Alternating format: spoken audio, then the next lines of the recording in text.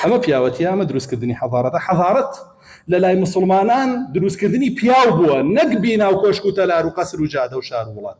ئیمامی عومەر لە ناو مزگەوتا دانیشتووە، باشە ڕەزا و ڕەحمەتی ئەڵڵای لێبێ، ئەفەرمێ بە هاوڵان لە چواردەوری ئەفەرمێ تەمەنا بکەن حەستان لە چیە هەتان بێ. یەکێکە فەرمێ خۆزگایە پڕی ئەم مزگەوتە هەڵتونمە بووەم بەخشی. پیاوانەیە، هەڵوێستەکەی زۆر پیاوانەیە. یەکێکی تر ئەڵێ خۆزگایە ئەچووم بۆ جیهاد، ئەکوژرام لە پێناوی سەرخستنی دینی ئەڵڵایە و دوایی ئەچوومەوە و دیسانە کوژرام و دوای ئەچوومەوە دیسان شەهید دەبوومەوە. یەکێکی تر ئەڵێ خۆزگایە ئەمتوانی ئەوەندە ماڵە فەقیر و نەدار و هەتی و بێباوکەوانە بگرمە خۆم و سەرپەرشتیان بکەم، بەس نییە، بەدەستمەوە نییە. هەر یەکە شتێکەڵێ. رسول الله صلى الله عليه وسلم فرمێت تەمەنای خۆمتان پێ بڵێم چییە؟ عومەری کوڕی خەتاب فرمێت تەمەنای خۆمتان پێ بڵێم چییە؟ ڕەزا و ڕەحمەتی ئەڵڵای لێبێ. عومەری کوڕی خەتاب زانی حەزارەت و شکۆمەندی بەچی بنیاتەنرێ؟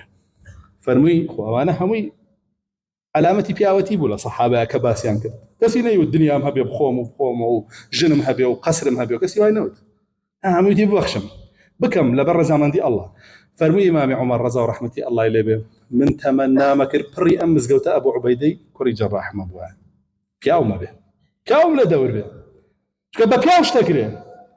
معاذی کوڕی جەبەلم هەبووە، عەلی کوڕی ئەبوو تاالبم هەبووە، حوذەیفەی کوڕی یەمانم هەبووە. تەمەنامە کرد پڕ بەم مزگەوتە لەو پیاوانەم لە چواردەور بووە، چکە ئەزانی بە پیاو شتەکرێ، ئەنامەرد و ناپیاو شت ناکرێ. خۆ ئەمانەشی لەگەڵی بوون هەمووی پیاو بوون، لەو پەڕی پیاوەتی شابوون، بەڵام دەرەجەی پیاوەتی ئەوانەی ناوی هێنان لەکوێ؟ هەمووی عەشەڕەی مبەشەڕە بوون، هەمووی مژدە پێدراوی بەهەشت بوون. رسول الله صلى الله عليه وسلم مژدە بە پیاوانێک نادا کە شایستەی بەهەشت نەبن، و ئەوەی مژدەی بەهەشتی پێداوە ئەوە لە پەڕی پیاوەتیە.